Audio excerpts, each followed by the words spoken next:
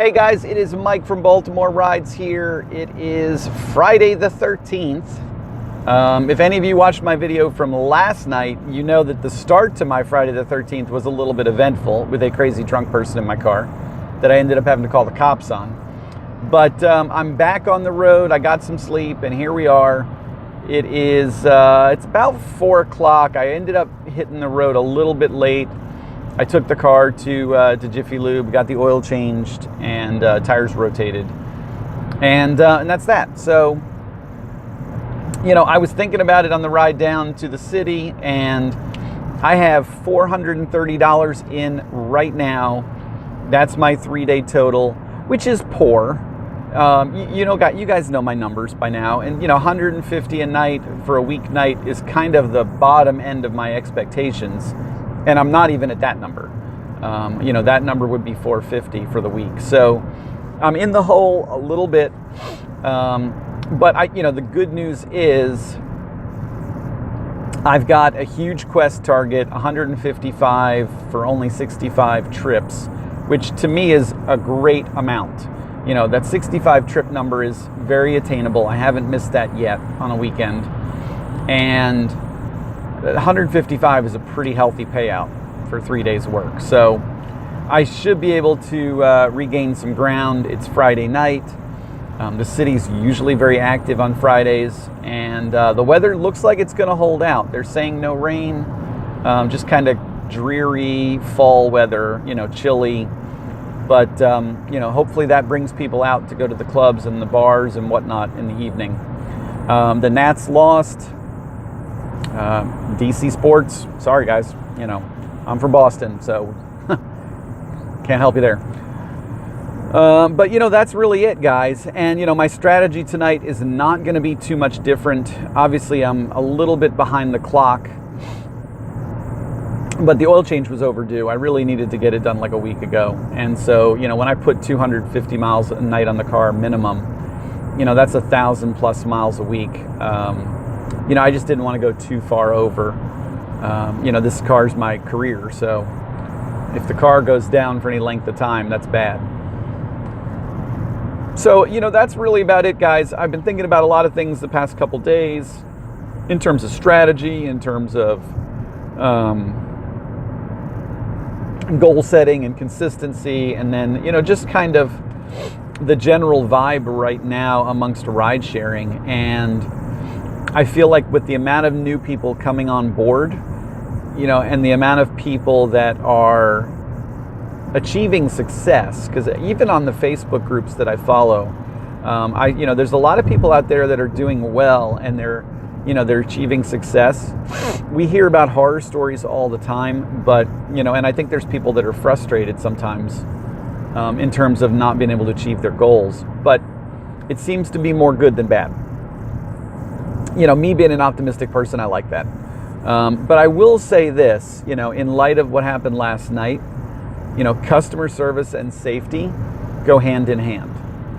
You know, customer service is not kissing somebody's butt to the point of end all be all. You know, now, and I have this conversation a lot with passengers who ask me the whole, you know, what's your craziest story conversation, which is kind of like the classic conversation to have with your driver. But there's a really significant difference between, you know, somebody's a jerk for 15 minutes in your car and then you never see them again, and somebody's really, really pushing the envelope of unpleasant, unsafe, inappropriate, you know, and that's where, as drivers, we do have that right to make a judgment call and tell someone to get out of our vehicle. And we have that right, you know, legally we have that right. We have that right through our partnership with our driving partner, Uber, Lyft, whoever. You know, the law's on our side. So if we feel unsafe, if we feel offended, threatened, whatever, you can ask somebody to get out of your car. How you go about it, that's the thin ice, tricky situation. You know, and I'm not going to say I'm an expert at this stuff, but last night is a perfect example. It kind of went down the way I feel it should. The guy got in the car, he was drunk. I had a conversation with him about his drunkenness, really to try and assess, is this person going to barf or not? We started the trip. He, gave me some signs that maybe he was going to barf on the trip. I stopped for a moment and I said, look, let me know if you're going to barf. I put the windows down. We had another talk about, about barfing and his drunkenness. We continued again. It wasn't until, and I'm being pleasant, I'm being friendly. I said, look, you're not a bad guy. You're just really wasted right now. And I'm just trying to make sure you don't puke in my car. Wasn't until he took the conversation in a more aggressive and derogatory tone that I started to think in my head, okay, I'm going to end this ride. I know I am. It's just a matter of when. And, you have to reach that point on your own, guys. I'm not saying there's a formula, or I'm not saying there's an easy answer. But if you're starting to feel like this is going to go south, this guy's getting more and more agitated, escalating, whatever, then you make the call and you stay calm.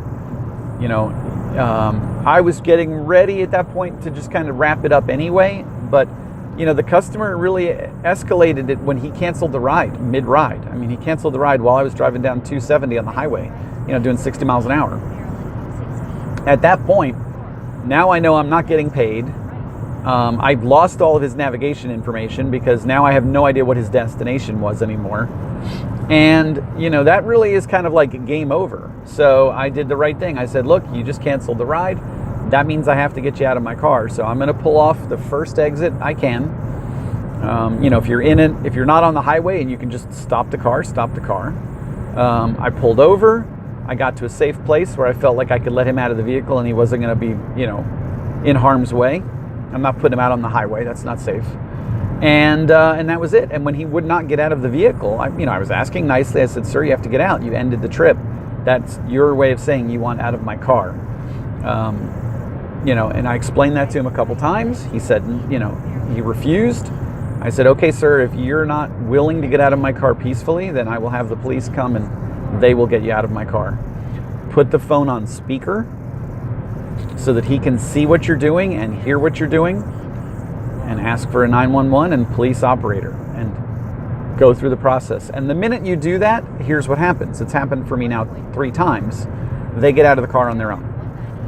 Because everyone, even drunk people, they have a sense of self-preservation, and he knows he's in deep shit at that point. Pardon my language. So they get out of the car. Now, I could have done one of 2 things at that point.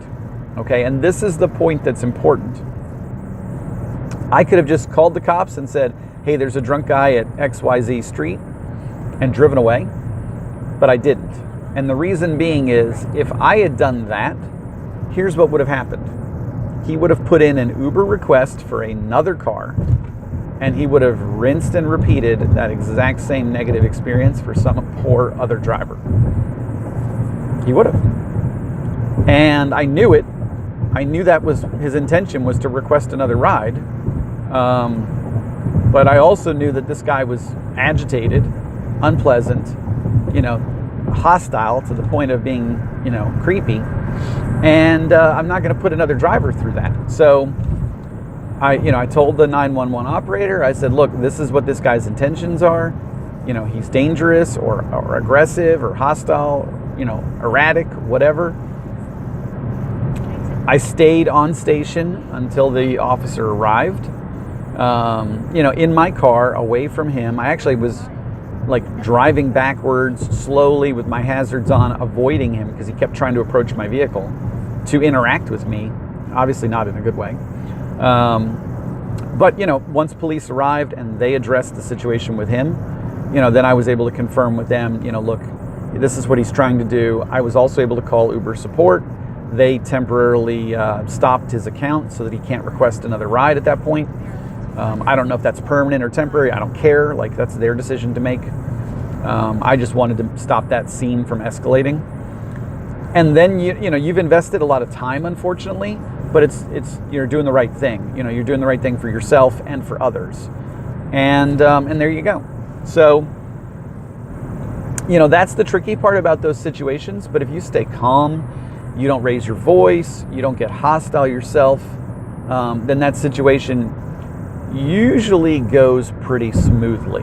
You know, I'm not saying it's always going to, but you know, I've watched a lot of crazy YouTube videos of Uber drivers and passengers, and the ones that really go south quickly are the ones where people lose their cool and start shouting or being offensive or physically aggressive. You know, then really what happens is it just de-escalates and it escalates and becomes, you know, a brawl. It just becomes a mess. So as the professional in the situation, the sober professional, you're not the drunk person, you're not the passenger, you're the professional. This is what we do for a living. And we're sober. We're behind the wheel. We're clean-headed. We're sober. We should be the one with the good judgment to make the right decision and keep ourselves at least safe and calm. And then just bring the authorities in and let them do their job. Let the police do what they're supposed to do and deal with this crazy person. You know, that's my message, guys. I said it last night in my wrap-up video, but I am going to reinvest in setting up some sort of a dash cam system. The GoPro was kind of like my way to do it on the cheap when I first started, and I'm probably going to just invest in a good quality system that records forward as well as interior. You know, something that'll actually pick up video at night, because that was my big downfall with the GoPro, was that when it was dark, it really didn't get anything. You know, has no night vision capability. So, you know, I've got to do some homework and find one that's, you know, that does what I want it to do and is not going to just kill me financially. But it's worth I think it's a good judgment call to make. A lot of drivers are getting them. I talk to a lot of drivers online, and you know, irregardless of the legalities of it, I think it's important to do. It's a conversation starter, of course, for a lot of our passengers. And, you know, for the good passengers, you know, you can reassure them. There's nothing that's going to happen with these videos. I'm not going to, you know, profit from them. I'm just doing this for my safety and yours. But, you know, God forbid, you know, a situation does escalate out of control. Or you're in a vehicle accident, or you witness something, you know, in front of your vehicle, it's worth it. You know, I don't need the rear-facing camera. I've got the thing that when I put my car in reverse, there's a little mini camera back there so that I can back up, you know, the backup camera. But I don't feel like I need a camera behind the car. But I think a driving camera facing forward is going to be a good thing. And then I definitely think an interior camera that would pick up the craziness inside the car just in case it happens again. Will be beneficial to me. So if I find one that I think is a good value, you know, on Amazon or eBay or whatever, I will, you know, I'll post it in a video and, you know, let you guys know the model number and all that stuff. But other than that, guys, I'm going to get started with my day. Today's goal is 200, and it's also 25 trips. So, you know, we're back to focusing on trips because we have a quest goal we need to attain. But it's a Friday, so we're not going to walk away with less than $200. And if we get 25 trips, guys, that will solve itself, I'm pretty sure. So we're gonna get started, guys. I'm almost in Silver Spring, and wish me luck. Everybody have a great evening, and I'll do a recap at the end of the night. Thank you, guys.